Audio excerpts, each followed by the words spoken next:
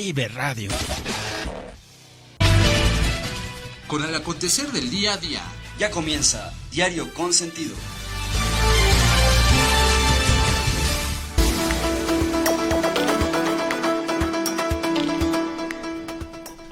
...17 de enero del 2020... Un día como hoy, pero de 1811... se llevó a cabo la batalla del Puente de Calderón... en el actual estado de Jalisco. Las fuerzas realistas al mando del general Félix María Callejas... derrotan a los insurgentes comandados por Miguel Hidalgo. También en 1974 se funda la Cineteca Nacional. Finalmente en 1980 muere en la Ciudad de México Agustín Yáñez, literato, político y maestro universitario. 17 de enero del año 2020.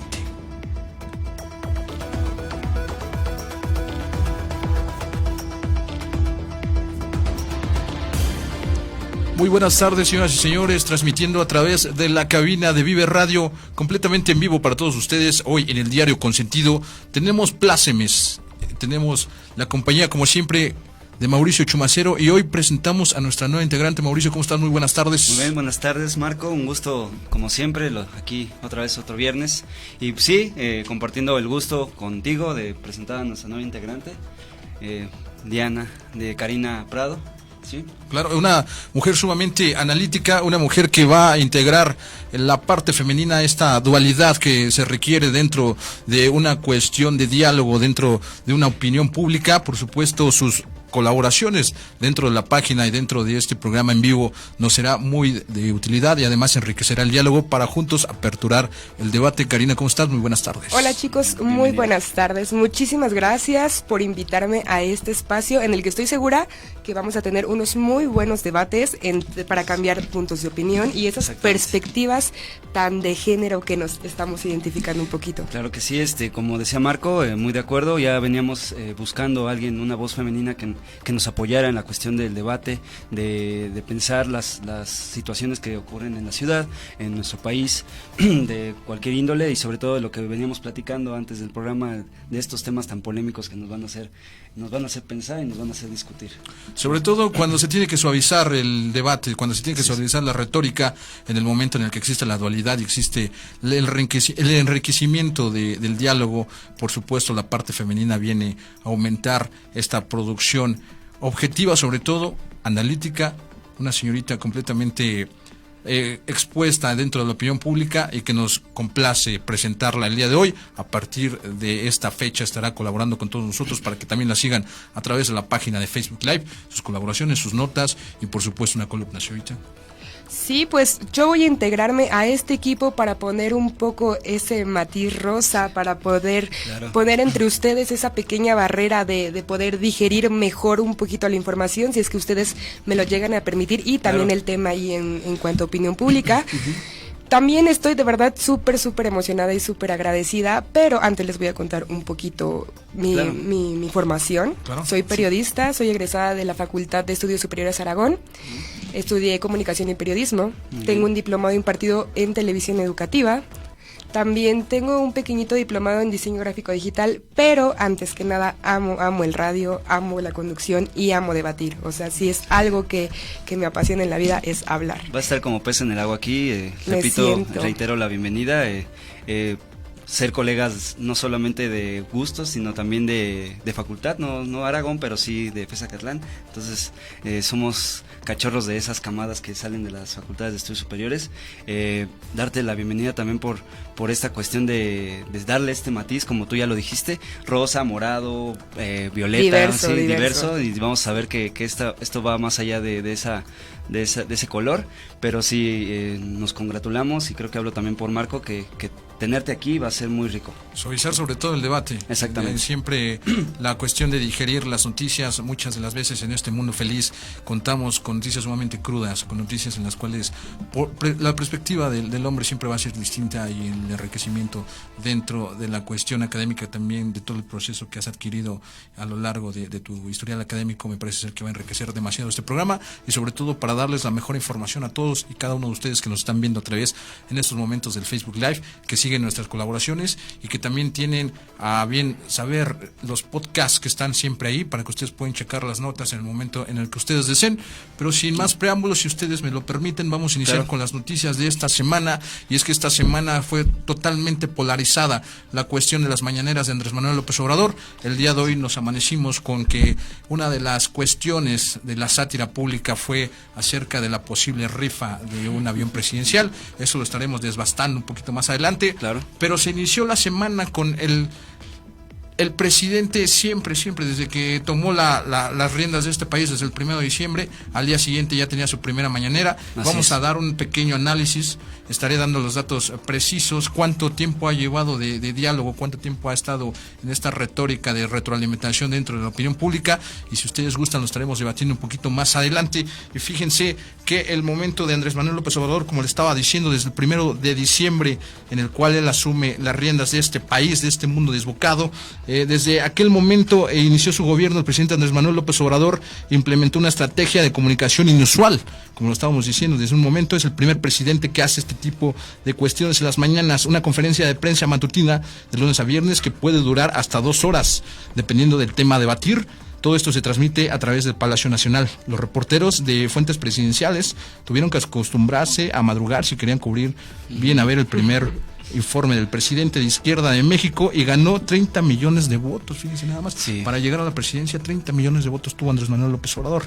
Es decir, AMLO ha hablado un total, desde el momento del 1 de diciembre hasta nuestras fechas, si no hubiese tenido esas pautas, ha hablado 18 días seguidos, con 20 horas y 34 minutos como presidente de esta República Mexicana. Desde el foro de investido de la máxima autoridad nacional, López Obrador ha dicho verdades absolutas, a medias, y sobre todo algunas mentiras que también nos llega a fingir dentro de la opinión pública. Nos ha informado de diversas ocasiones, de igual forma con un toque humorístico. Nos ha hablado también de su deporte favorito, como es el béisbol. Ha predicado sobre todo la moral, ha elogiado a sus aliados, defendido proyectos de la Cuarta Transformación y sobre todo ha atacado continuamente a sus diversos enemigos y opositores, los conservadores o los fifís, como les dice él. La prensa crítica e incluso aquellos morenistas y aliados que ejercen autocrítica o descriptivamente desclasificaciones hacia el presidente. Todo esto se ha devastado a través de todo el tiempo que llevan las mañaneras de Andrés Manuel López Obrador. No, pero yo creo que no, o sea, no han sido 18 días seguidos, o sea, con esa pauticidad que se ha dado el presidente Andrés Manuel en hablar, lo ha llevado a más de 18 días. Más de 18 días. Y que, como veníamos comentando antes de cuando veníamos para acá, para la cabina, ese señor es un lobo de mar, o sea, él sabe qué información se va a tocar y esa es la información que va a estar en auge, o sea, no hay más, de eso es de lo que se va a hablar. Hoy comentabas que se habló de esta gran rifa, en la que no sé si ustedes ya compraron su boleto. Yo lo voy a comprar, sí, son 500 pesos que yo quiero ganar mi avión. Es una buena inversión, digo, si le entramos a las tandas, ¿por qué no le vamos a entrar a esta rifa? A esta rifa. Así es, y también como lo decías, ¿no? La cuestión de hablar y madrugar, sí, se da uno cuenta que no solamente él madruga, sino hace madrugar a todos los medios para poder estar ahí, incluso no perderse todo lo que dice entre sátira, broma y verdades. También el mundo o el país está al pendiente de lo que a veces es López Obrador en todas las mañaneras. Entonces es una de las cuestiones que nos deja mucho de qué pensar, de como una sociedad que está viviendo esta transformación que ya se ha propuesto desde el Ejecutivo, pues pensarlo en que incluso esta transformación viene también dado desde estas mañaneras que vienen desde hace 15 años más que nada, ¿no? Desde cuando AMLO estaba de jefe de gobierno. No es algo extraño, sí, muchos se dice por ahí popularmente que quisieran madrugar como él, ¿no? Pero pues no todos, ¿no? Fíjate que sobre todo el punto principal, y yo creo que cabe señalar de lo que ha hecho Andrés Manuel López Obrador, que es un tipo que maneja su agenda pública sumamente excelsa, es que él le quitó cierto tipo de poder a los medios de comunicación, porque los medios de comunicación en sexenios pasados son los que dictaminaban lo que se iba a hablar en la agenda pública. En este momento Andrés Manuel López Obrador sale a las 6 de la mañana y él dictamina de lo que se tiene que estar expresando dentro de la sociedad y los medios de comunicación. Es un tipo sumamente estratégico, que es lo que quiere decir, él pone la pauta de cuándo se inicia un tema y cuándo se finaliza. Lo pudimos ver, el día de mañana se cumple un año de la explosión de los pozos de Coachicoleo. tuvimos aproximadamente 2 semanas en las cuales estuvieron expresando tanto los temas de la desgracia como también lo que lo originó. Y Andrés Manuel López Obrador, en el momento en el que él quiso, puso punto final, puso la pauta. Se acabó, los medios de comunicación empezaron a hablar de la siguiente cosa, porque eso lo hace permitivo las mañaneras de Andrés Manuel López Obrador. No, y aparte que él, o sea, a pesar de que cada medio que son pocos o son los elegidos que están en estas mañaneras y que cada uno tiene su línea editorial, él siempre ha manejado esa esencia en la que él con sátira, con burla, a veces con, no sé, todas las estrategias irracionalidades que dice, que más que nada son estrategias, porque ese hombre es más que inteligente, él sabe cómo se va a dar esa información. Maneja un discurso obviamente digerible para cualquier parte de la población. No le está hablando solamente a los medios de comunicación, sino también a todas las personas, como él bien viene a saber, el pueblo en general. Sí, en esta república democrática, sea como sea, que la tengamos que definir, da participación sin duda a la cuestión del pueblo, la voz del pueblo, y también a la voz de los medios, que también es la opinión pública, la opinión publicada, que sin duda se ve contrastada porque él lo dice, ¿no? Las benditas redes también son las que están participando ahí,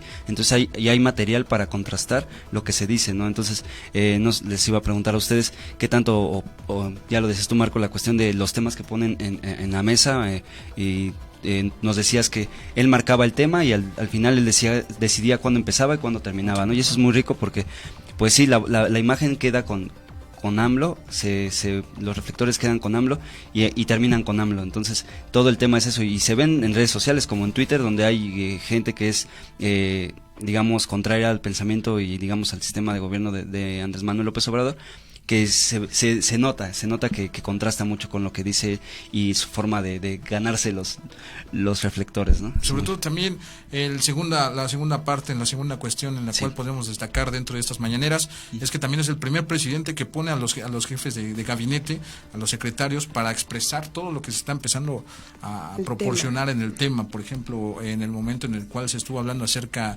del nuevo Telecán, puso enfrente al secretario de Relaciones Exteriores, Marcelo Ebrard, en el momento en el que devastamos aquí las noticias desagradables de los tiroteos, de las muertes, del caso Levarón, puso a los jefes de seguridad de Estado enfrente de la opinión pública para que ellos dijeran de voz propia lo que estaba suscitando. Eso también es digno de destacar dentro de las mañaneras de Andrés Manuel López Obrador. Sí, también otro ejemplo es ahora con lo del niño del Colegio Cervantes, puso al secretario de Educación, en donde se propusieron temas como lo de la Operación Mochila, el por qué no, o sea, de propia voz del secretario de Educación, el por qué no es bueno, por qué el gobierno no debe incluir estas prácticas dentro de la educación en México, ¿no? Sino que debe de venir todo desde casa, y es muy bueno que esa administración pública que está frente del gobierno federal es quien sea el que cubra las necesidades o preguntas básicas que tenemos, no solo nosotros como periodistas que cubrimos esa fuente, sino toda la población. Y ahí se regresa, viene la información de primera mano y ya no se transgiversa, dependiendo de la línea editorial de cada medio de comunicación, porque anteriormente los medios de comunicación dictaminaban el punto de opinión y daban la expresión dependiendo de la línea editorial. ¿Qué queremos decir con la línea editorial? De que cada empresa, por ejemplo, dice Televisa, puede ser de derecha, y manejaban la información a bien convenir. Entonces Andrés Manuel López Obrador quita esa hegemonía y él dictamina lo que se va a poder, ¿no? Sí, es muy importante eso, es un punto muy trascendental en la cuestión de que tú en cadena nacional ves la mañanera y tú te quedas con la información que realmente salió de la boca del presidente. Exacto. Ya no hay una interpretación de los medios, como bien hemos sabido que se da de repente lo que dice el presidente, lo que damos a entender, ¿no? Ahorita con lo del avión se dijo que se va a rifar, ¿no? También salió la cuestión de que uno de su gabinete negaba que no se podía rifar, que se iba a subastar, que es muy distinto la subasta que una rifa.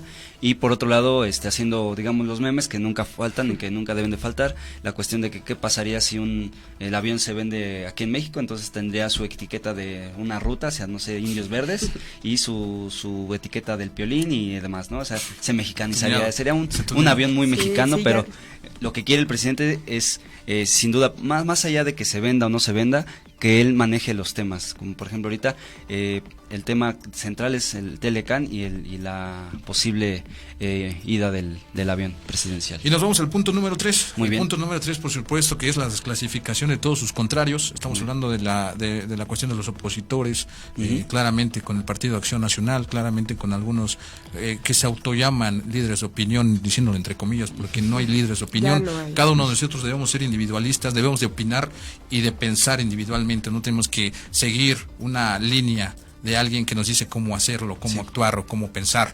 Entonces, esto, las mañaneras también lo hacen permisivo de que cada uno de nosotros podamos ejercer ese libre pensamiento, quita a sus opositores, debido a que los opositores no tienen ni siquiera tiempo de poder atacar porque se pasa a la siguiente hoja, que es lo que estábamos diciendo el día de hoy. Se habló acerca de esta burla, de este sátira de acerca de los boletos de Lotería Nacional. Andrés Manuel López Obrador también es inteligente porque hace ese tipo de comentarios para que la misma opinión pública dictamine esa sátira. Así es. Y no se vea tan suavizó tanto la retórica de sus opositores, porque sus opositores dijeron, a un año de la gestión política no ha vendido el avión presidencial. Pues ¿qué es lo que haces? Sacas este chistorete, a lo mejor puede ser cierto, puede ser falso, más adelante vamos a decir si es permisivo. Sí. ¿Qué es lo que hace? Suavizas la retórica, suavizas el discurso y se acabó. No. Ya sus opositores ya no están hablando de que ya llevamos un año y no se ha vendido. Exacto, ya no es solamente la opinión pública, sino que todos los otros países voltean y ven el cómo, exactamente, comentas eso, que como en un año, o sea, en este año que lleva de gestión, no ha podido vender el avión presidencial y salió más caro el tenerlo parado en California. O sea, otro gasto para regresarlo al hangar presidencial o a Santa Lucía. Entonces hace otra vez que esa información y ese movimiento se vuelva a generar para que todos los focos estén dentro de este avión presidencial. El tema central sería la venta o no venta, subasta o no subasta, rifa o no rifa del avión. El punto es que, como tú bien decías, Marco, es la cuestión de que el avión no se ha vendido o no se ha hecho acción a favor o en contra del avión, pero aquí sigue estancado, ¿no? Y se siguen pagando porque se supone que se está pagando una renta por el avión. Entonces sí, como tú dices, podría ser un chistorete, una sátira, como dice el dicho, es el diablo sabe más por viejo que por diablo, y él va a determinar si con un chiste o con un argumento más largo va a deshacer el argumento de la oposición, ¿no? Que es más que oposición, una chata oposición, que nada más no se ve cómo va a combatir el discurso y el poder del y ahora presidente. En redes sociales hasta se ha puesto en opinión que se vuelva museo, no sé que ustedes qué opinan. Museo el avión presidencial, que se lleve a Los Pinos, porque ya ven que ahora Los Pinos ya es un museo más. Es un museo más de la Ciudad de México. La parte fundamental yo creo que es el uso que se tiene que hacer, la forma de cuál se implementan las cuestiones de este avión. Yo creo que si es necesario un avión presidencial, el presidente Andrés Manuel López Obrador no puede estar viajando en cuestiones comerciales. A mi parecer, yo creo que ejerce una hegemonía, ejerce un poder. Sí está bien que quiera ponerse en la cuestión de la austeridad, pero en dado caso de que haya una emergencia nacional, él tiene que tener un avión que lo traslade exactamente a donde está gestando la noticia. Pero en la cuestión de un museo me parece ser que no puede ser completamente factible. A mi punto de vista no lo vería como factible. No sabría qué exposiciones habrían allí. Pues así en este país de los museos, pues podemos tener una competencia por el Palacio de Bellas Artes, o el Museo de Memoria y Tolerancia, etcétera, ¿no? Que ahorita son los museos de moda por aquello de la diversidad, pero pues un museo más no nos caería mal, ¿no? La cuestión es que sí es un avión, ¿no? Como dices tú, el uso adecuado sería darle el uso que tiene por protocolo al presidente, viajar en su avión privado, pero con esta cuestión del contexto de austeridad, pues que ya después podremos manejar otro tema que contraría la cuestión de la austeridad de este gobierno, pero sí sería sí tomar una decisión acerca del avión. El presidente sin duda ahorita se deshizo de todos estos argumentos de la oposición, de esta chata oposición, y no queda más que ver cómo dan patadas de ahogado, ¿no? Para decir, sí, no se vendió, pero lo vamos a rifar. ¿Cómo lo va a rifar? Pues sí lo va a rifar, ¿no? Y también es un tema que la oposición va a manejar para seguir tirándole dardos al presidente. Y aún así, el punto es que él maneja la agenda incluso desde las elecciones. Entonces es un punto a destacar. Claro, sí. Pasamos al siguiente punto, el punto número 4 de estos 5 puntos, que cada mañanera nos da una clase, tanto de moral como de economía pública. Nos da clase de finanzas, nos da clase cívicas, inclusive en una mañanera en la cual yo lo estuve siguiendo, citó mucho a Antonio Gramsci, un filósofo político de izquierda que ha tenido mucha trayectoria y que en sí en México casi no se da ese tipo de pensamientos. La primera vez que yo veo que Antonio Gramsci sale en la política pública de México, él sabe de lo que habla. Muchos de sus opositores dicen que no puede articular más de 2 palabras seguidas.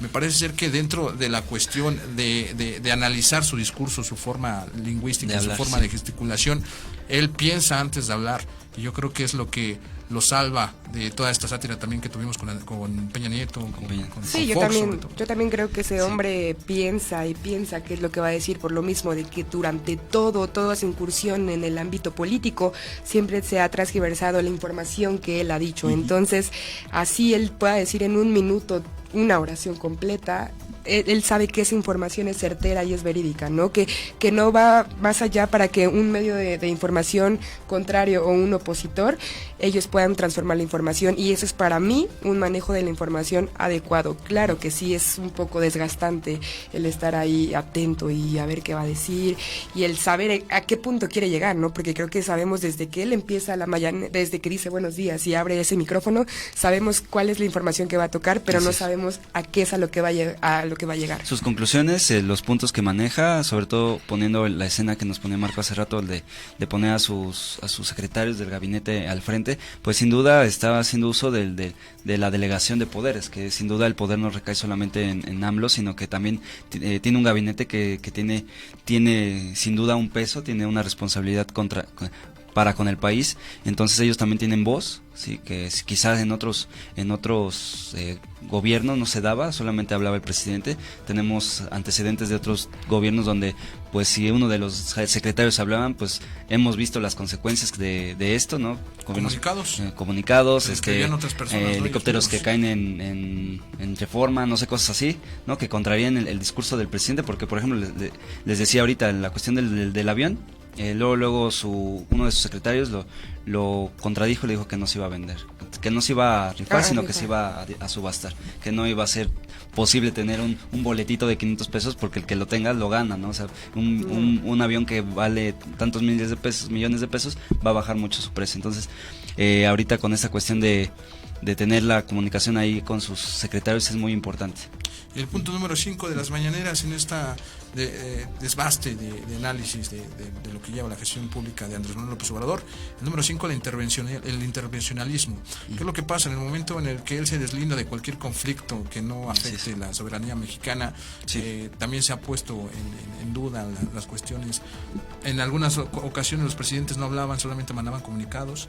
Él en las mañaneras desbasta todo esto de intervencionalismos, y sobre todo cabe destacar en el momento en el que Evo Morales llega al país, lo pone en una de las mañaneras, lo pone a hablar, lo pone a expresar, y sobre todo yo creo que eso también es parte fundamental del discurso de Andrés Manuel López Obrador. Sí, creo que siempre muestra la cara y muestra su punto de opinión en el momento preciso, ¿no? O sea, volvemos a las clases de moral y todo esto que nos da. Le acaban de preguntar el día de antier qué opina de lo de la Operación Mochila. Dice que eso debe de venir desde casa. O sea, que ahí el gobierno federal no debe de meter intervención, que ya sea religión, ya sea equidad de género, ya sea educación, siempre él tiene un punto de opinión, y es lo que yo creo que ha hecho con su gabinete. No sé, en las reuniones que tiene antes de cada mañanera, es exponer los puntos en la mesa de lo que se va a tratar, y entre ellos forman ese diálogo y esa concordancia para qué es lo que se va a transmitir hacia el pueblo y a la prensa. A la prensa, todo lo que se va a hablar, sin duda este caso de Evo, dice una frase muy célebre de Voltaire, ¿no? Soy tan capaz de dar mi opinión, pero también soy capaz de aunque no esté a favor de lo que tú dices, soy capaz de defender que tú des tu opinión. Claro. Entonces quizá la cuestión de que la mayoría de los países no están a favor del tipo de gobierno que se daba en Bolivia, porque ahorita se está cambiando supuestamente de un régimen, no puedan darle voz acá, ¿no? Aplicarle casi la que hizo Fox con Fidel Castro, ¿no? Comes y te vas y bye, ¿no? Entonces, pues tampoco se trata de eso. Tenemos que defender como país, y desde la diplomacia defender la oportunidad de que otro se exprese, porque más allá de una neutralidad, nosotros como país tenemos que ejercer, o desde el gobierno, la soberanía y el poder de decisión, ¿no? De darle la palabra a esta persona, que sin duda no es bien visto por otros países, dígase el vecino país del norte, es de dejarle hablar, ¿no? Lo que ellos querían más bien es encarcelarlo, quizá, no sé, matarlo, no sé, pero esa es una cuestión que se reconoce del presidente, de que le dio la oportunidad de expresarse y de evitar tal vez una tragedia como la de Chile, como la de Honduras, como la de Guatemala, que son muchas tragedias. Y en mi opinión yo creo que él se puso como en los zapatos de Evo, porque desde que él era jefe de gobierno siempre tuvo ese límite de poderse expresar, ¿no?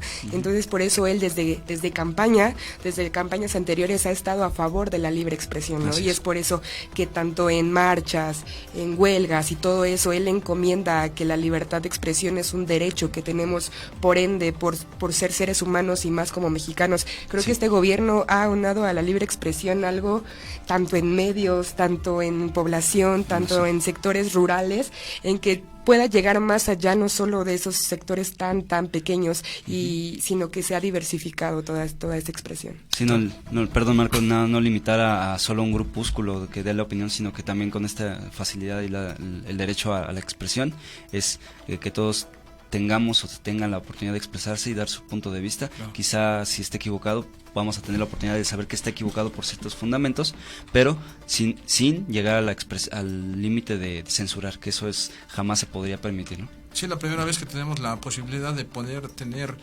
partícipes dentro de la toma de decisiones es el primer sexenio que se da, parece ser que en la historia del país, la primera vez que nosotros tenemos la posibilidad de ejercer una opinión, y eso es totalmente digno de destacar. Aquí nos queremos poner en un tono no presidencialista, no de proselitismo de algún partido político. Nosotros solamente hablamos, debastamos y analizamos las cuestiones dentro de la forma social y dentro de la forma de comunicación, pero también hay algunas cosas malas. Dentro de las mañanas, pues también Andrés Manuel López Obrador puede manejar cierto tipo de información, como se ha dado siempre.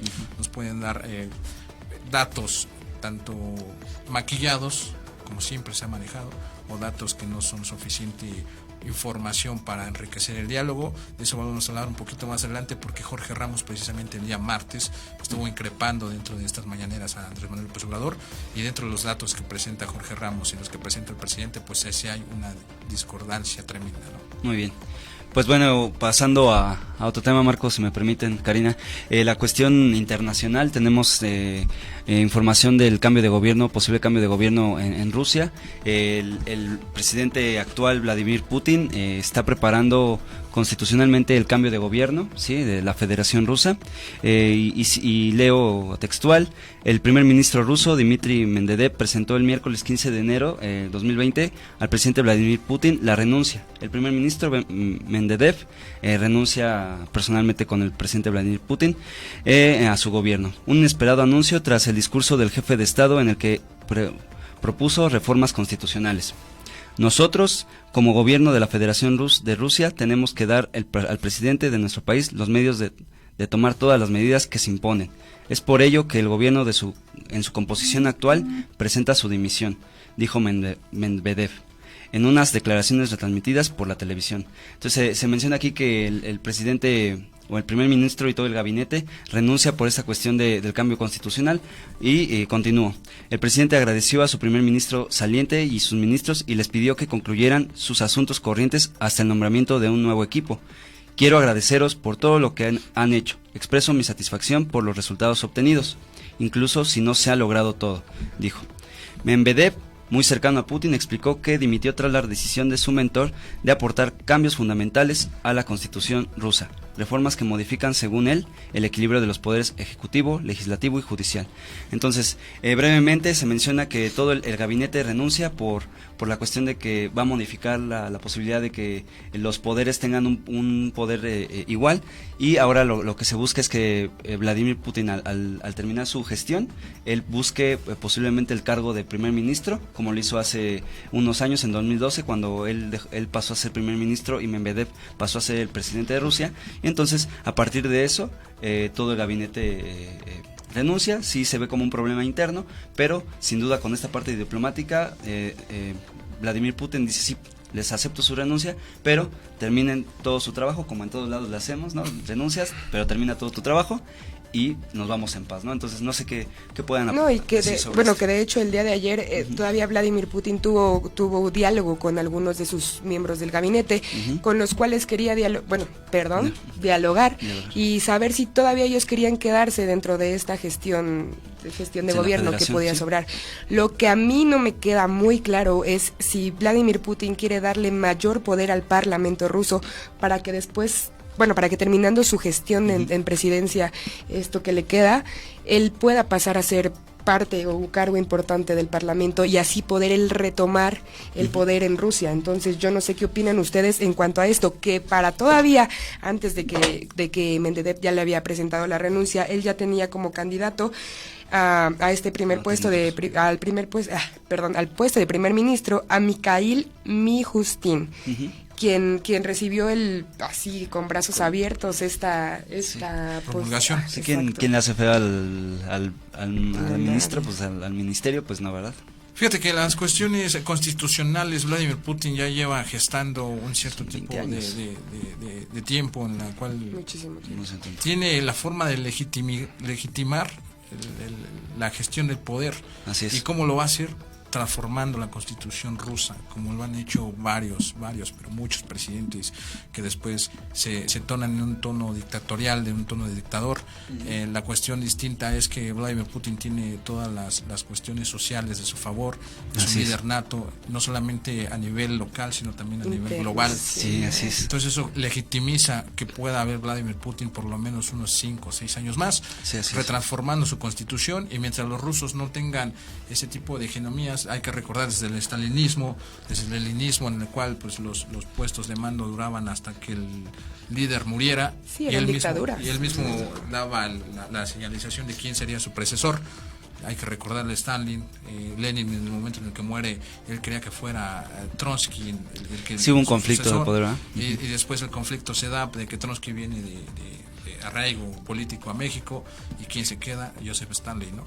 Que saliéndonos un poquito del tema y dando el punto de opinión, dentro de la Segunda Guerra Mundial yo no veo a Trotsky atacando a los nazis, más sí veo a Joseph Stalin. Entonces yo creo que por el bien de la humanidad, qué bueno que quedó Joseph Stalin. Hubo una negociación ahí, que bueno que metes el dato histórico. Hubo una negociación desde la cuestión leninista hasta la cuestión de sus camaradas que trabajaban hombro con hombro con Lenin, pero sin duda la cuestión que hace el presidente actual de la Federación Rusa, Vladimir Putin, es todo lo que en sí mismo hace López Obrador en este lado, ¿no? Tiene una inteligencia tal que él maneja la agenda de su propio país, ¿no? Él sabe que sin duda, ya llevando 20 años, que desde la caída casi de la Unión Soviética, Vladimir Putin tomó las riendas de esta federación, un país que se ha desarrollado en estos últimos 20 años de manos del ministro que ahorita es Medvedev, y en las manos de Vladimir Putin, pero él también lo pone en la mesa pública para que el pueblo también legitime ese cambio, porque sin duda a ojos de Occidente un gobierno de 20 años pues no es democrático, pero es algo que se destaca, que hoy en día, pues bueno, desde que tú y yo casi éramos unos niños, nosotros tres, conocimos a Vladimir Putin, hemos oído de Vladimir Putin desde que éramos niños, entonces ya está terminando su ciclo. Ya aparte por su edad, que es de la misma edad de López Obrador, pues sí, ya creo que políticamente hablando, como lo dicen los medios, y creo que yo también estoy a favor de eso, es que ya la Federación Rusa necesita un cambio, y con lo que nos dices, Karina, de este nuevo candidato, que sería más sano poner un candidato nuevo que es lo que le hizo enojar tal vez a Medvedev, de que ya no lo considera como el sucesor del gobierno, porque así lo han estado haciendo desde el 2012. Sí, de hecho, como dato, este propuesta de candidato es el mejor en impuestos en Rusia. Entonces yo les pregunto, compañeros, ¿ustedes creen que esta toma de decisión de Vladimir Putin para cambiar cuestiones constitucionales dentro de este gobierno ruso, creen que afecte económicamente, o creen que afecte o venga en declive todo esto por lo que ha luchado Putin en estos poco más de 20 años? Yo no creo que afecte. En las notas que hemos estado leyendo a raíz de esta nota, que son muy pocas, lo que venimos platicando en México, en Occidente, se habla muy poco del régimen en Rusia, solo medios muy, muy, muy escasos. Ahorita Rusia está viviendo una crisis, pero es muy, muy, muy digamos, intermitente. Y Vladimir Putin lo reconoce en esta nota que le hacen, que recogieron, en lo que dice es que sí, tal vez el gobierno no ha hecho las cosas totalmente bien, pero que se ha progresado. Si venimos del 89-91 para acá, creo que Rusia, dejando de ser la Unión Soviética, más allá de desprenderse de todas sus colonias o sus estados que tenía agregados, ha sabido crecer como nación. Sin duda también políticamente creo que tiene que cambiar.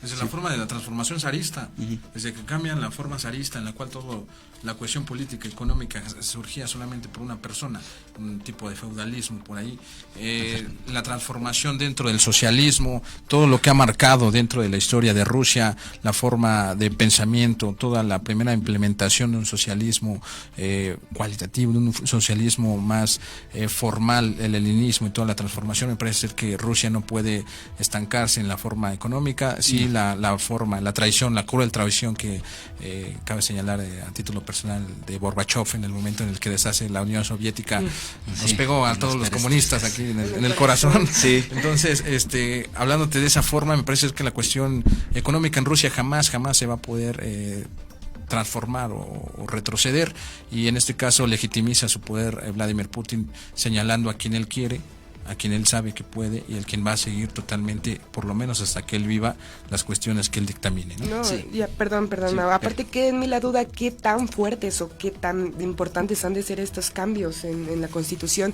que todo el gabinete haya decidido renunciar, incluso el que tiempo atrás decidió, era su mano derecha, exactamente, ¿no? Era su mano derecha y decidió hacer ese cambio, ese cross, para que Vladimir pudiera seguir estando en el poder, ¿no? Que esa hegemonía siguiera trascendiendo. O sea, no sé qué, de verdad queda en mí mucho la duda, no es parte de, tendría que preocuparme más por mi gobierno, sí, pero de verdad afecta directamente, porque como tú lo dices, Vladimir Putin es un ser que es conocido globalmente, y que si él toma una decisión, o sea, que si él toma una decisión no solo cambia en la Federación Rusa, cambia a nivel mundial, ¿no?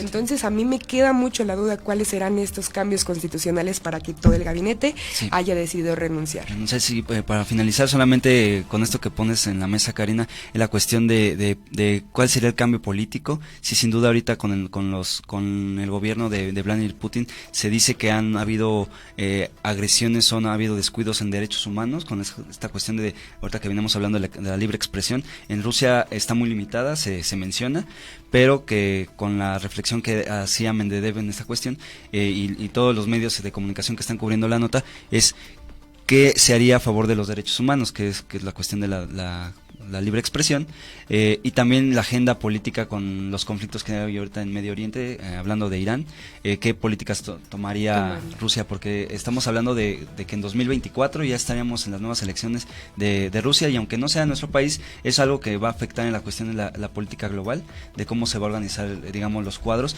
y que sin duda, como buena potencia, pues tenemos que estar pendientes de las potencias, ¿no? Estados Unidos, Rusia, ¿no? China, que son, y en un sistema político híbrido, donde Rusia, siendo una federación, tiene todos o algunos elementos de un capitalismo naciente, ¿no? o en desarrollo. Entonces no podemos dejar de lado que Rusia ha dejado de lado un poquito todo este pensamiento puramente socialista, comunista, sino también una cuestión de hibridismo en la cuestión de política. Claro, sí.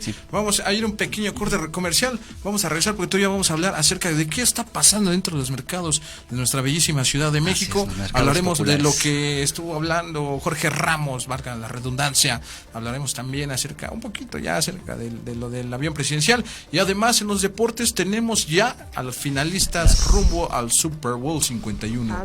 Vamos por ahí. Regresamos, y además vamos a hablar de un librazo, uno de los libros más importantes dentro de la carrera del señor Así habló Zaratustra de Friedrich Nietzsche. Síganos en Facebook, en Vive Radio, pongan like, comenten, aquí estamos al pendiente. Tenemos que darle no solamente nosotros dos, sino todos ustedes que nos están viendo, un abrazo aquí a Karina por aceptar integrarse con nosotros.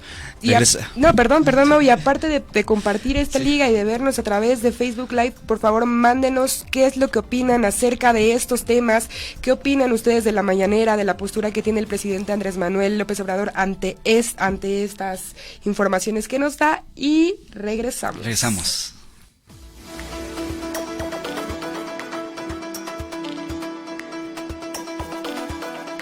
Vive Radio.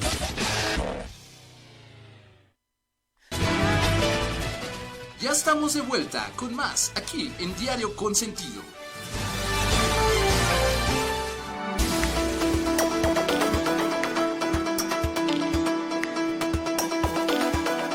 Muy bien, estamos de vuelta aquí en Diario Consentido 2020 en enero 17 de 2020. Muy bien, pues regresando a las noticias, ¿no? Marco, Karina, la cuestión de los mercados, ¿no? Al principio parecía algo muy aislado lo que estaba ocurriendo en la ciudad, porque pues no son los primeros casos que se habían dado, y con la nota que hoy la jefa de gobierno Claudia Sheinbaum decía que no podíamos prestar oídos a divagaciones y a inventos de noticias, pero es algo ya muy curioso, ¿no? Los incendios en los mercados populares de barrio, ¿no? Hablando del mercadito que tenemos en la esquina, de puestos de fruta, de todas estas mercancías, han sido víctimas de incendios muy graves, y todos han ocurrido en las noches, ¿no? Tenemos 3 casos ahorita, para los que nos están viendo, a lo mejor igual han seguido estas notas.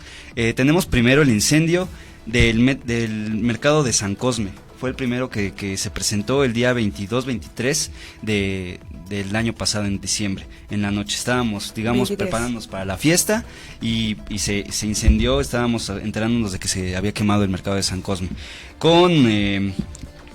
No hubo víctimas en este aspecto, solamente los vecinos habían informado que había habido este evento, ¿no? Elementos del heroico Cuerpo de Bomberos, junto con personal de Protección Civil y la Secretaría de Seguridad Ciudadana de la Ciudad de México, acudieron al mercado de San Cosme, ubicado en la colonia Santa María de Rivera, San Rafael, ¿no? Son colindancias de estas dos colonias, ¿no? 181 locales se vieron afectados por este tipo de incendios. Fue el primero, ¿no? Y lo tomamos pues como una noticia más de nuestra ciudad, ¿no? De esta alocada ciudad, nuestro mundo feliz, como dices, ¿no, Marco? Y también días después, en el mercado de la Merced, donde decimos es el mercado más grande después de la central de abastos, también sufrió un incendio, pero esta fue la nave principal, viéndose afectados de esta área de 500 metros, alrededor de, si no me equivoco, 600 locales, sí, 600 locales, ¿no? Entonces también ocurrió en la noche, con el mismo modus, van los peritos, los encargados del cuerpo de bomberos a atender estos eventos, y pues ahí sí hubo muertos, alrededor de 2 o 3 muertos hubo en este evento. Y bueno, ya empezamos a sospechar, de mi parte yo empecé a pensar qué es lo que pasaba ahí, ¿no? ¿Qué pasaba con esta cuestión de los mercados, ¿no? Y bueno, comentaba con amistades, con conocidos, que esto se daba por algo, ahí empezamos a pensar mal, ¿no? Y dijimos, no vamos a divagar, no vamos a meternos en chismes, y vamos a llevar las cosas con calma, vamos a enterarnos, ¿no? Y hace 2 días, en el mercado de Morelos, sufrió un incendio en la colonia Eduardo Molina. Entonces también estamos viendo que 3 mercados en menos de un mes se vieron afectados por un incendio, en la noche, donde pues ya vemos que no hay como una atención, una vigilancia más constante, pero sí se vieron afectados por esta cuestión de los incendios.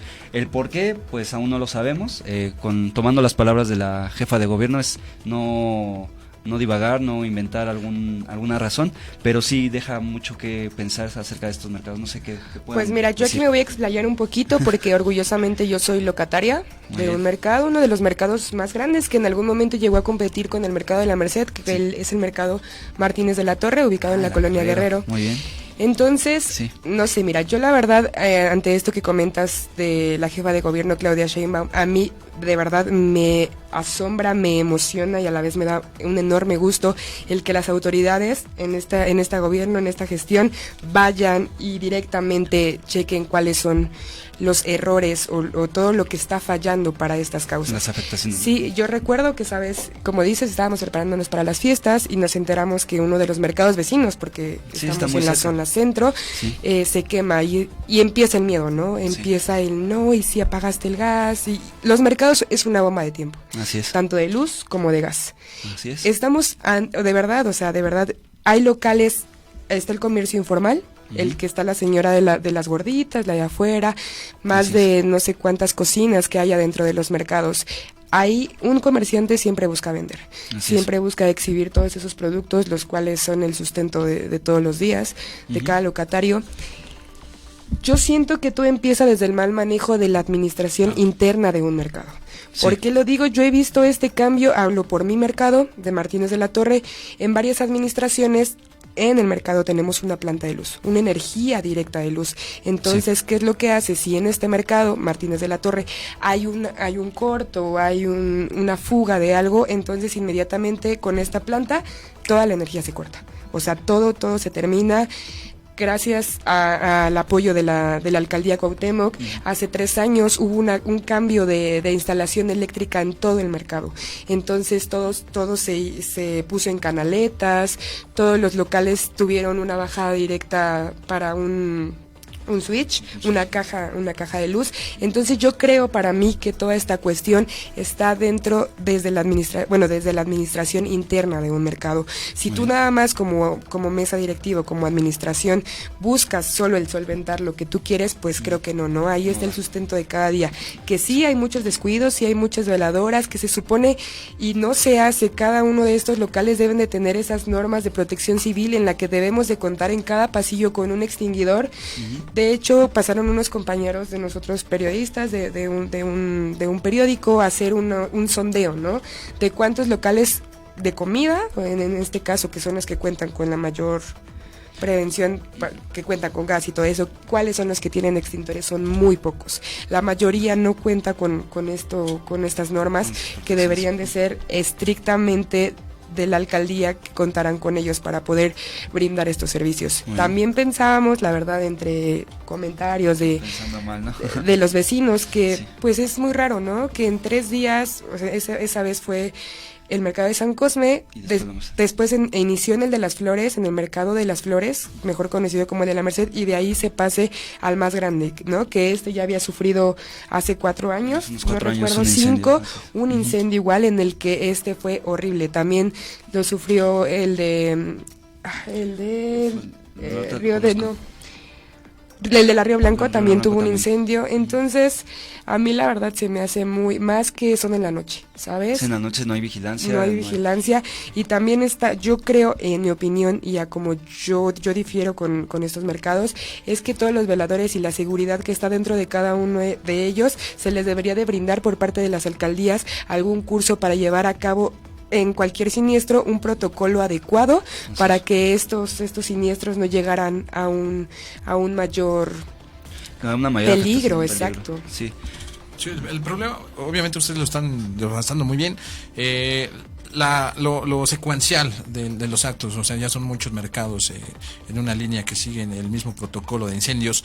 Bien lo decían ustedes, yo creo que la autonomía que tenían los locatarios, en la cual no dejaban que los gobiernos, las alcaldías ahorita ya se ejercieran ese tipo de formas protocolarias, tanto de protección civil como también de seguridad, porque muchas de las veces también estos mercados son focos rojos de delincuencia, son puntos estratégicos para la venta de estupefacientes.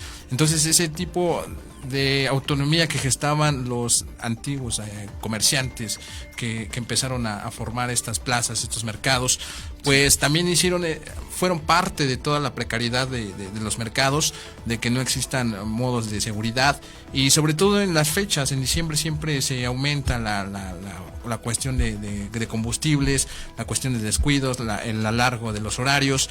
Entonces también yo no lo vería como una forma de sospecha de que a lo mejor alguien está haciendo que se incendien los mercados a propósito, pero sí lo podría hacer en la forma en la cual la gestión de Claudia Sheinbaum está poniendo atención ya a este tipo de cuestiones de comercio, sobre todo informal, porque ninguno de ellos pues, tiene la proporción de pagar impuestos o de ejercer ese tipo de exigencias a los gobiernos, porque como lo estábamos diciendo, tienen cierto tipo de diligencias distintas. No, y estoy de acuerdo contigo, Marc. O sea, un mercado ya es patrimonio cultural y gastronómico de México, ¿no? Estamos incluyéndonos, están siendo las alcaldías y este gobierno incluyentes en los mercados, porque estaban en abandono total.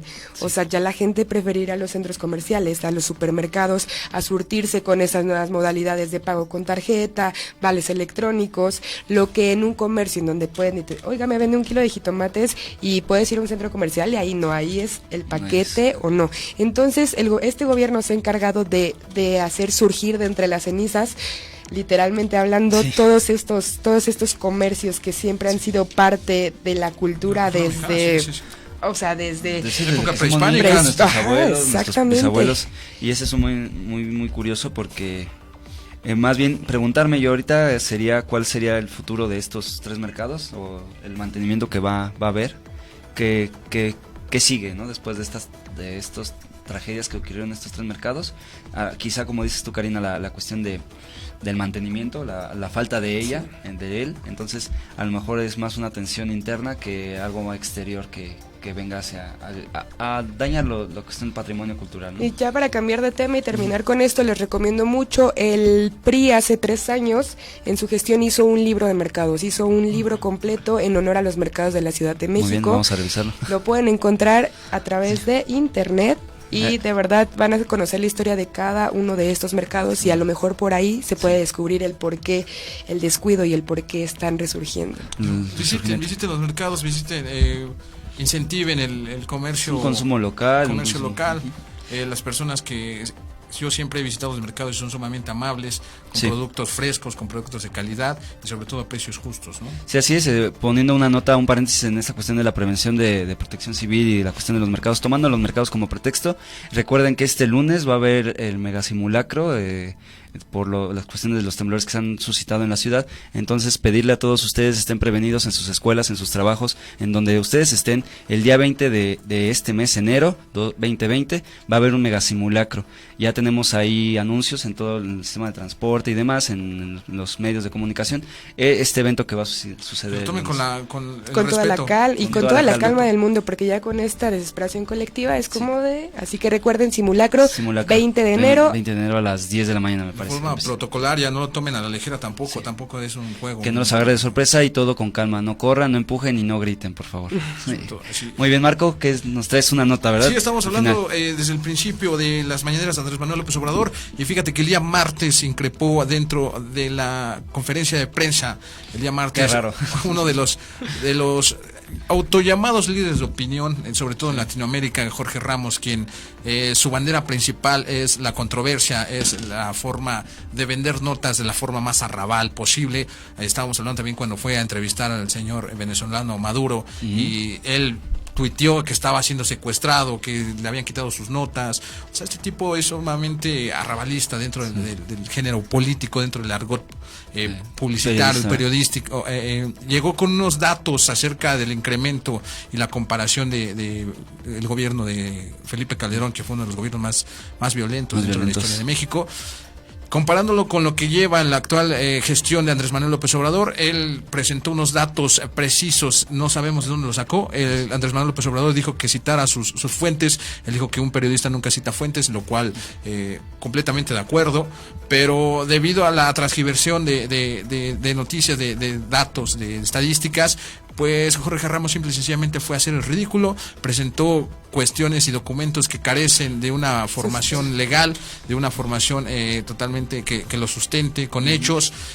Efectivamente, me parece ser que la violencia no ha disminuido en absolutamente nada, de hecho vivimos una sociedad sumamente violenta, pero los puntos rojos aquí serían no qué es lo que está haciendo Andrés Manuel López Obrador, sino qué es lo que estamos haciendo también nosotros, porque llevamos aproximadamente toda una década de vivencias hegemónicas del crimen organizado, de cuestiones de violencia propia de nosotros, de género. Se han aumentado los feminicidios, sí, pero me parece ser que también se han mantenido. Tal vez geopolíticamente pasaron del norte hacia el centro, y ese puede ser la gran transformación que se le puede juzgar al actual presidente. Tampoco lo excusamos, también él tiene que tener los puntos claves, porque de hecho es su parte fundamental y su principal tarea es gestar las cuestiones para evitar este tipo de controversias, pero Jorge Ramos llegó a quererlo increpar, obviamente con su discurso agresivo, con el discurso de querer ridiculizar a las cuestiones y sobre todo ya de un líder político de un país. Este tipo llega con datos que carecen de sentido, y Andrés Manuel López Obrador tranquilo, con datos que según Jorge Ramos y a su voz lo sacó de la manga, pues podemos hacer las equiparaciones. Vamos a estar subiendo los datos a través de la página de Facebook Live para que ustedes abran el debate y creen su propia opinión. Muy bien, pues sí es importante destacar esta cuestión de la violencia en el país. No es de ahorita, ya lleva muchos años. Sin duda también si el papel del gobierno es brindar la seguridad que uno necesita, uno llega a requerir, también corresponde a la sociedad en colectivo responsabilizarse también de esos actos que algunos los podemos evitar, otros sin duda son azares del destino, no es algo que esperemos todos los días, pero cuando nosotros vamos por la calle, vamos en el transporte, vamos a nuestra vida cotidiana, nos sucede en todos lados. Entonces hay algunos donde nosotros vemos y pensamos en que se pueden evitar, pero a nivel nacional es muy difícil que solo una cabeza quiera dirigir todos los brazos, ¿no? Sí, hay cosas inevitables y sabemos que siempre la oposición siempre va a buscar esos focos rojos y esos puntos a favor, a desfavor, que es con lo que te va a atacar, ¿no? Sabemos que todo este tiempo, todos estos años de gobierno de otros partidos políticos no se van a cambiar en un año. No. Yo siento que todo ese cambio empieza desde la casa, desde uno mismo. Hace rato hablábamos, Mau, que lo que vale es la moralidad, las acciones, ¿no? Entonces Andrés Manuel no va a poder ir a cambiar a algún pueblo de Jalisco, a hablar con el líder del crimen organizado y decirle, oye, cámbiame esto, ¿no? Porque no es él es la cabeza, pero el cambio está en nosotros. Entonces la oposición siempre va a buscar esas cifras rojas, ese cambio de no, y es que tú prometiste, exactamente. Y que es de destacar la cuestión del cambio que ha habido de Jorge Ramos, la cuestión, todas estas posturas que ha tomado, sí ha habido un cambio, si vemos todas sus entrevistas y participaciones, ha cambiado mucho en la cuestión de increpar al presidente, incluso a otros jefes de Estado. Entonces, no sé qué más tengan que decir acerca de esta nota. No excusando obviamente a Andrés Manuel López Obrador, su parte fundamental es pensar y gestar las cuestiones para detener, si no detener de tajo, por lo menos minorizar los actos tanto de violencia como económicos en el país. Esa es su parte fundamental, no lo excusamos tampoco, pero también el principal problema de Andrés Manuel López Obrador es que da fechas. El momento en el que tú te limitas en un tiempo, las cuestiones del variantes te pueden dejar o bien o te pueden dejar en mal. Sí, porque si no se cumplen. En 6 años es muy difícil. Esto debe comenzar en un régimen que dé continuidad a este gobierno que está proponiendo Andrés Manuel López Obrador. Esto no es de 6 años, como lo decíamos al principio, incluso de los primeros programas que tuvimos. Esto no es de 6 años, esto es, incluso si Morena tiene que estar, o el partido que debe de estar, debe de dar continuidad al sistema de gobierno que tenga que dar y no poner fechas, ¿no? O sea, no es un límite, no es un plan a largo plazo, donde incluso nos podemos llevar 20 años, como en el régimen de Putin, ¿no? Que es la caída de la Unión Soviética y la subida a la Federación Rusa. Ahora nosotros estamos pensando en un país que está en crisis, y ¿cuántos años nos puede llevar? ¿Quién sabe? No sé cuántos años, ese es un verdadero dato, pero vamos a cambiar, sí, ¿no? Exactamente, para resolver estos problemas no hay caducidad, no hay fecha de caducidad, no es un alimento, no es algo que tú puedas resolver de la noche a la mañana. Que también, hablando de fechas, dijo que a partir del 1 de diciembre el sistema de salud será completamente gratuito. Esperemos que así sea y que no solamente se queden en esta declaración de mañanera, y que de verdad este cambio o estos 2 años que va a tener de aquí a esa fecha en gobierno pueda hacer factible ese cambio y que de verdad pueda callar la boca de alguno de los oponentes, y más que nada por hacer bien al país, que el sector salud y el sector educación es algo que en México es necesario y esencial. La precariedad cañona. Muy bien. Sí, pues vamos a deportes, ¿no, Marco? Vamos a los deportes, señores y señores, porque precisamente el fin de semana pasado se jugaron los juegos divisionales dentro de la Conferencia Nacional como Americana. Ya tenemos a los 4 finalistas dentro del Super Bowl 51. Y un caballo negro, ¿verdad? 100 años de la NFL. Fíjate que DeMarcus Harris, el corredor de los Bills de Buffalo, de los Titans de Tennessee, comandados por Marcus Mariota, cayeron nuevamente los Ravens. Estábamos hablando afuera de micrófonos acerca de los Ravens. Tú me preguntabas si yo veía a los Ravens en juegos divisionales, en el juego de campeonato. Yo te dije que los Ravens son un declive totalmente, porque como puede estar en campaña bien, en juegos importantes se cae. Me sorprendió, Marco, cómo jugó, se perdió totalmente el quarterback, si me recuerda su nombre. Deshaun Watson es de los Texans. Lamar Jackson quiso hacer muchos acarreos, quiso correr y no pudo. Hizo lo mismo que la temporada pasada. Lamar Jackson venía con todos los focos rojos. Había puesto a Joe Flacco en la banca. Lamar Jackson se aventó el equipo a los hombros, pero en el juego importantísimo se le fue a los Ravens. Cabe señalar lo que está haciendo los Titans, comandados por Marcus Mariota. Me parece ser que es un equipo completamente que juega lo que sabe lo que juega, que juega con el corazón, con el alma. De Mark Harris, ¿quién lo para? Es un tremendo tren. No vi, si ponemos una comparación en el partido de los Ravens contra los Titans, fue un duelo de equipo contra un duelo de un corredor, un solo jugador. Y los Titanes, ahorita hablando de apuestas, quien apueste por los Titanes y lleguen a ganar el Super Bowl, se va a volver millonario, ¿no? O sea, con esta cuestión de las apuestas, quien vote o quien le dé su confianza a los Titans es muy bueno. Pero bueno, en la otra parte de la nacional, de la conferencia nacional, los 49ers vencieron a los vikingos, y los Vikings, habiendo vencido a los Santos, pues se quedaron en el camino. Green Bay también le hizo una pasada a los Falcons, los dejó en el camino.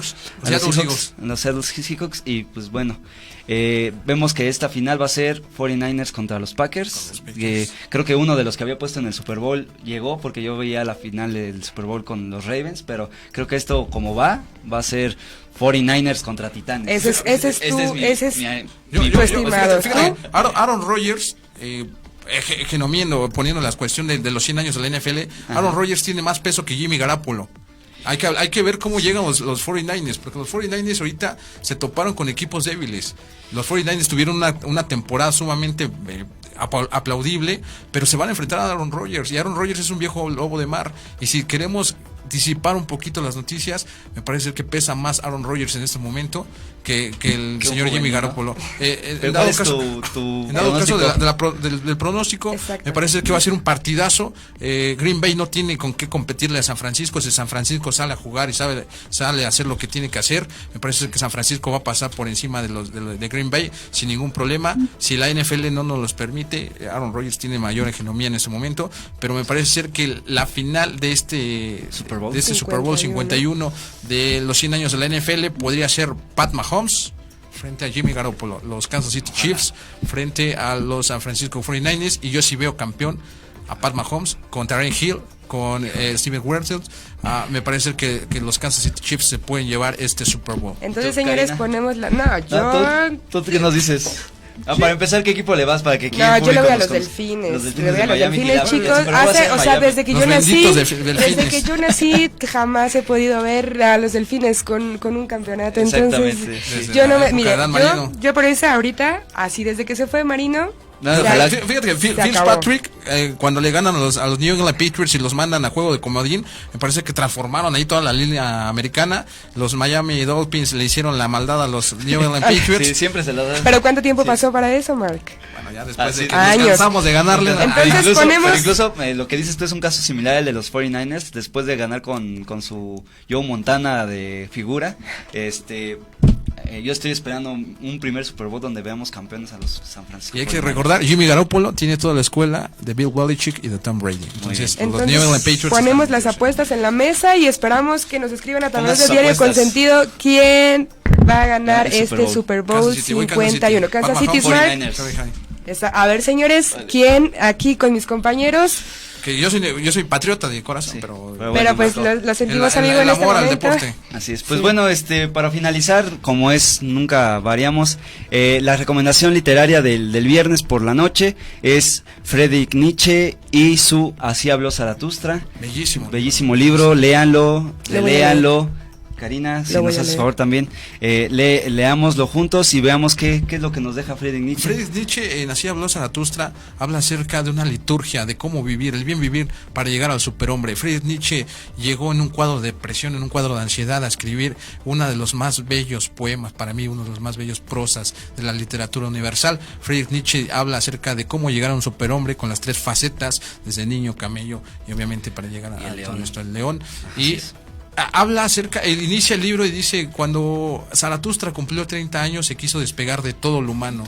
Se desterró, se exilió dentro de los bosques, se convirtió en uno solo con la luna, con el sol, el astro rey que siempre ilumina, el ojo literato. Friedrich Nietzsche, así habló Zaratustra, se la estaremos poniendo también a todos ustedes. Muy bien, pues por el día de hoy es todo. Como el agua, el tiempo se nos va de las manos, agradecemos a todos ustedes seguirnos, a Cabina por hacer posible este programa, a mis compañeros. Karina, muchas gracias por integrarnos con nosotros. Nuevamente. Marco, bienvenida. Ustedes también, por favor, sin ustedes pues no podremos estar aquí.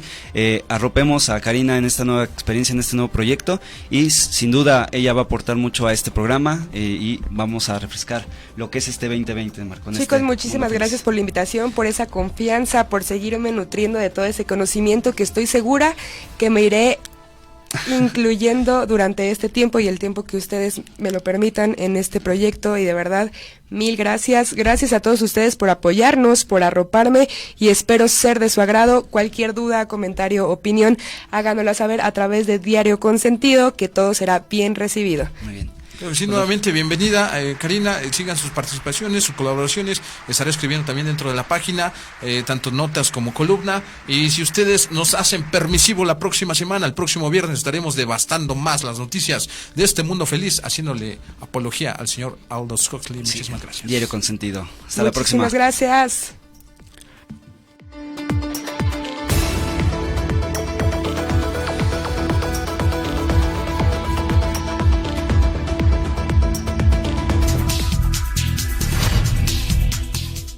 Ya estás bien informado. Nos vemos la próxima semana con todo el acontecer del día a día. No olvides sintonizarnos el próximo viernes. Hasta la próxima.